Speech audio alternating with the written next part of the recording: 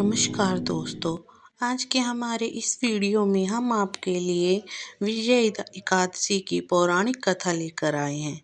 एक समय धर्मराज युधिष्ठिर बोले, हे जनार्दन, फागुन मास के कृष्ण पक्ष की एकादशी का क्या नाम है तथा उसकी विधि है क्या? कृपा करके आप मुझे बताइए। तब श्री भगवान बोले, हे राजन, फागुन मास की कृष्ण पक्ष की एकादशी का नाम विजया एकादशी है। अपने नाम के अनुसार यह बहुत ही कल्याणकारी है, विजय दिलाने वाली है एकादशी है। एकादशी की महत्ता को संसार तक पहुंचाने के लिए स्वयं भगवान श्री राम ने भी इस एकादशी व्रत का पूजन किया था। इसके बाद से ही विजय और मोक्ष के लिए संसारी लोग इस एकादशी का व्रत करने लगे। यह सब व्रतों में उत्तम व्रत है। विजय एकादशी के महत्व के स्वर्ण व पाठन से ही समस्त पाप का नाश हो जाता है। एक समय देवर्षि नारद जी जगतपिता ब्रह्मा जी से कहा, हे महाराज, आप मुझे फागुन मास के कृष्ण पक्ष की एकादशी का विधान कहिए।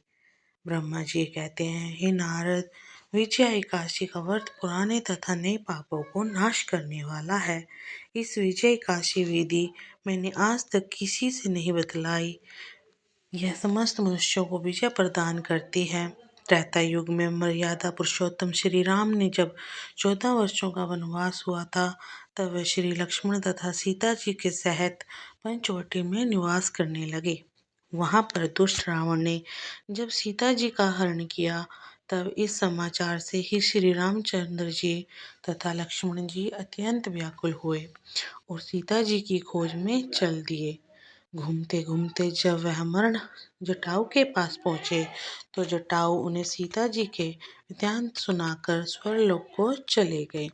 कुछ आगे जाकर उनकी सुग्रीव से मित्रता हुई। बाली का वध किया। हनुमान जी ने लंका में जाकर सीता जी का पता लगाया। उनसे श्री रामचंद्र जी और सुग्रीव की मित्रता का वर्णन किया। वहां से लौटकर हनुमान जी ने भगवान राम के पास आकर सब समाचार कहा। तब श्री रामचंद्र जी ने वानर सेना सहित लंका की ओर प्रस्थान किया। जब वह समुद्र के किनारे पहुंचे, उस अगाध समुद्र को देखकर लक्ष्मण जी ने कहा, इस समुद्र को हम किस प्रकार पार करेंगे? श्री लक्ष्मण जी ने कहा, आप तो पुरुषोत्तम राम हो, आदि पुरुष हो, सब कुछ जानते हो। यह आधा योजन दूरी पर ही कुमारी द्वीप में बकलात भैर नाम के मुनि रहते हैं। उन्होंने अनेक ब्रह्म देखे हैं। आप उनके पास जाकर इसका उपाय पूछिए। लक्ष्मण जी के इस प्रकार वचन सुनकर श्री रामचंद्र जी बकला भैर ऋषि के पास गए। उनको प्रणाम करके बैठ गए। मुनि ने भी उनके मनुष्य रूप धारण किए हुए देखकर उनको पहचान लिया और बोले, हे राम, आपका आना कैसे हुआ? रामचंद्र जी कहने लगे, हे ऋषि, मैं अपनी सेना सहित यहाँ आया हूँ और राक्षसों को जीतने के लिए लंका जा रहा हूँ। आप कृपया करके समुद्र पार करने का कोई उपाय बतलाइए। मैं इसी कारण आपके पास आया हूँ।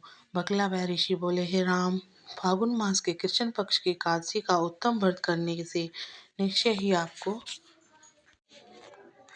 विजय प्राप्त होगी। साथ ही आप समुद्र भी अवश्य पार कर लेंगे। इस व्रत की विधि यह है कि दशमी के दिन स्वर्ण, चांदी, तांबा या मिट्टी का एक घड़ा बनाएं।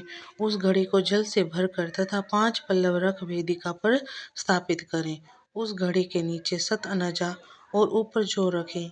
इस पर श्री नारायण भगवान की स्वर्ण की मूर्ति स्थापित करें।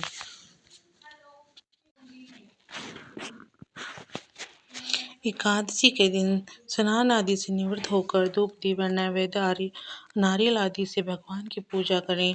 तत्पश्चात घड़े के सामने बैठकर दिन व्यतीत करें और रात्रि को भी उसी प्रकार बैठकर जागरण करें।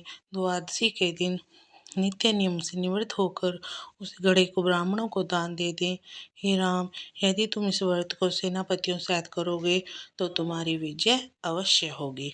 श्री रामचंद्र जी ने ऋषि के कथा अनुसार इस व्रत को किया।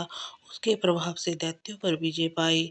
अंतराजन को जो कोई मनुष्य विधि पूर्वक इस व्रत को करेगा, वह दोनों लोकों पर अवश्य ही विजय प्राप्त करेगा। होगी। ब्रह्मा जी के नारद जी से कहा, हे पुत्र, जो कोई व्यक्ति इस व्रत की महत्ता को पढ़ता या सुनाता है उसके पाप नष्ट हो जाते हैं, वह यज्ञ के फल प्राप्त होता है। जय श्री हरि। हरि हरे कृष्णा कृष्णा कृष्णा हरे हरे।